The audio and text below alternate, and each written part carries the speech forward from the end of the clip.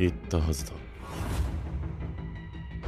決着がついた。Singkat cerita, mereka sudah berada di dalam dungeon. Para prajurit bayangan Jinwoo membabat habis para monster dalam dungeon itu. Sementara itu terlihat Jinho yang sangat ketakutan dengan kekuatan Jinwoo. Jinho yang ketakutan berkata, "Hyungnim, monster apa ini?" Sung Jinwoo baru menyadari kalau Jinho belum mengetahui skill miliknya ini. Jinwoo pun menjawab, "Ini salah satu skillku." Jinho terkejut dan berkata, "Kau bisa mengsummon monster dengan skill?" Jinho sangat kaget mengetahui fakta itu. Jinwoo menjawab, "Susah juga untuk menjelaskannya. Tapi intinya mereka bisa disuruh bertarung, bantu-bantu dan sebagainya." Jinho yang mendengar penjelasan Jinwoo dengan pasrah berkata, "Hyungnim, boleh tidak jika aku saja yang mengumpulkan magic kristalnya? Aku merasa jadi tidak berguna." Melihat tingkah Jinho, akhirnya para prajurit bayangan membantu Jinho dan memberikan magic kristal pada Jinho. Dan Jinho, walaupun sedikit takut, dia pasrah menerima magic kristal dari para prajurit bayangan. Jinwo pun tersenyum dengan prajurit bayangan itu. Jinwo berpikir bahwa raidnya bersama dengan Sung Jinwo telah selesai.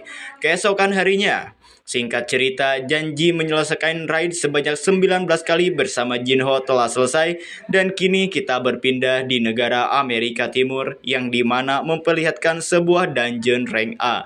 Dia adalah James, Hunter A rank Amerika. James yang ketakutan tampak tidak percaya dengan apa yang dilihat dengan mata kepalanya sendiri. Dikarenakan seluruh anggota partinya dapat dikalahkan dengan mudah oleh sesosok monster tipe manusia. James mengatakan bahwa yang berada di depannya adalah monster bertipe manusia. Dan James tidak menyangka ada monster sekuat itu di ruangan bos. Monster itu mencoba berinteraksi dengan James. Monster itu juga berkata bahwa dia tidak membunuh teman-temannya karena monster itu hanya membuat mereka pingsan. Melihat Hunter di depannya masih ketakutan. Setelah dijelaskan, monster itu berkata, "Oh, dia tidak paham ya. Lagi pula mana ada yang bisa memahamiku." Monster itu pun mendekati James dan berkata, "Aku ini orang Korea, aku ingin pulang." Dan sekarang kita beralih ke restoran di Korea bersama Jinho dan Jinwoo. Jinwoo bertanya kepada Jinho, "Apa rencanamu mulai dari sekarang?" Karena raidnya sudah berakhir. Jinho menjelaskan bahwa dirinya baru selesai mendapatkan lisensi Guild Master. Setelah dirinya menyelesaikan ujian dari asosiasi, baru dirinya bisa membicarakan masalah lisensi dengan ayahnya. Sung Jinwoo dalam hati berkata, "Lumayan juga bisa dapat bangunan seharga 30 miliar. Tapi itu hanya sekedar tambahan. Tujuan utamaku itu menaikkan levelku. Karena aku sudah menyelesaikan tujuanku, aku tidak perlu berkeliaran bersamanya lagi." Dan inilah status Jinwoo sekarang. Jinho bertanya, "Terus apa rencana Hyungnim sesudah ini?"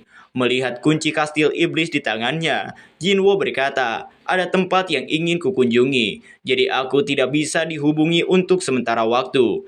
Jinho yang mulai mabuk menanggapi perkataan Jinwoo berkata, "Hyungnim, kalau aku mengganggu, tolong bilang saja, nanti aku tidak akan mengganggumu lagi kok." Jinwoo yang mendengar Jinho mulai ngomong lantur berkata, "Jinho, sebenarnya aku ini dianggap apa olehmu?"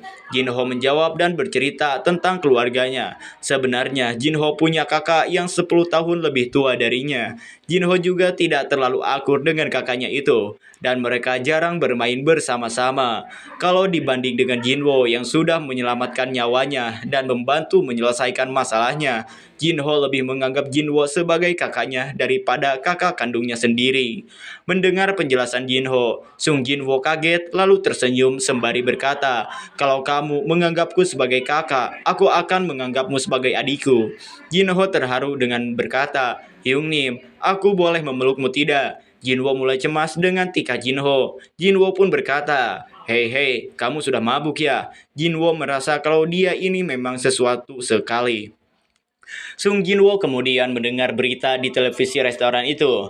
Dia mendengar tentang kecelakaan besar ketika pelatihan anggota baru. Ternyata Baek Yeonho sedang menjelaskan kepada media dan ditanyai oleh para reporter. Namun Baek Yeonho mengatakan kalau itu sudah diinvestigasi pihak asosiasi dan tidak ada pihak luar yang terlibat.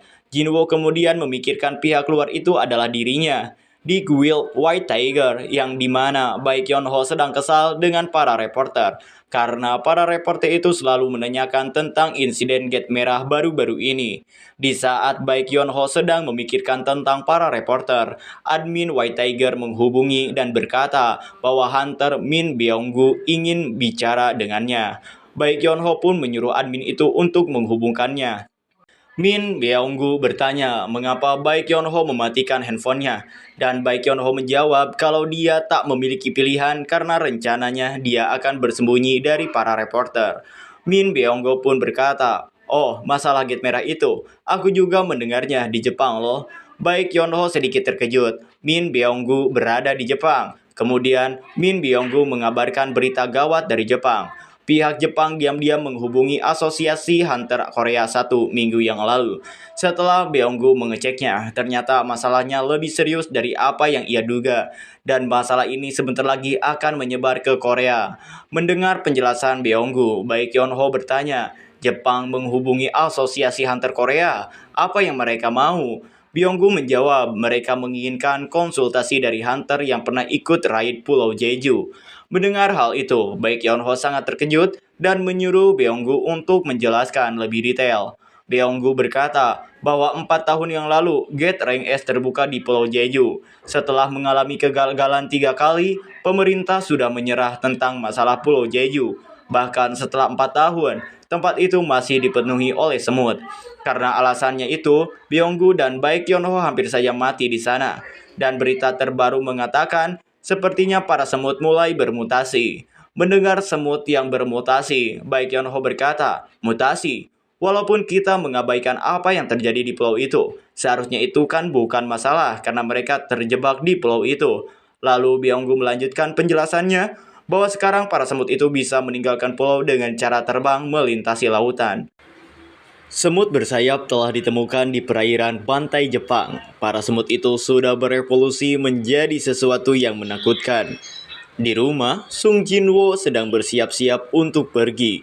Jin-ah bertanya mengapa dirinya akhir-akhir ini jarang pergi keluar dan sekarang tiba-tiba melakukan perjalanan. Jin-woo mengatakan kalau dirinya akan pergi selama 1 minggu. "Dengan siapa kamu akan pergi?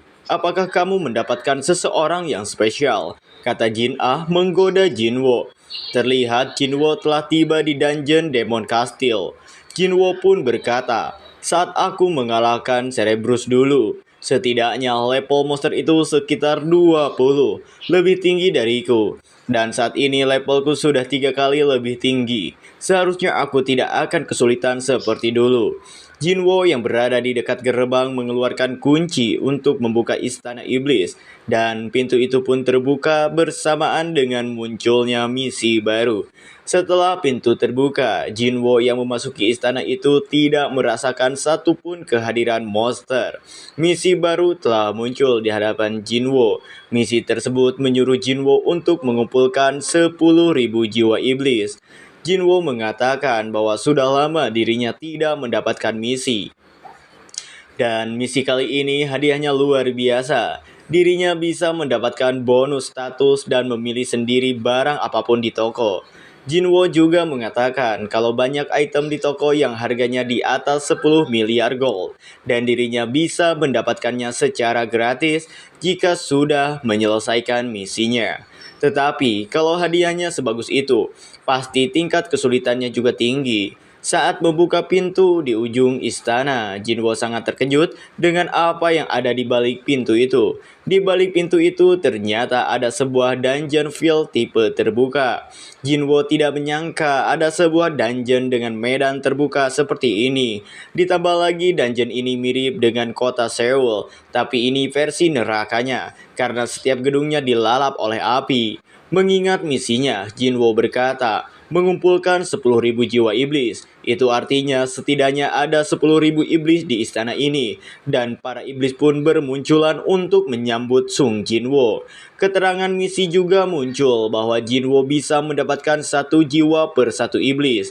Tapi ada iblis yang punya lebih dari 1 jiwa di lantai atas. Jin-woo bergumam, "Aku menggunakan alasan untuk jalan-jalan, tapi apa 1 minggu akan cukup? Jinwo menjatuhkan tasnya dan langsung dengan cepat Sung Jinwo menerjang para iblis sembari menebas mereka satu persatu dengan daggernya. Seekor iblis yang akan menyeburnya dengan api langsung ditebas kepalanya. Untuk saat ini, Jinwo masih belum kesulitan dan dirinya malah tersenyum sembari berkata, sekarang ada petunjuk XP. Betapa nyamannya, dan mulai saat ini Jinwo bertarung dengan waktu. Singkat cerita, hari telah berganti.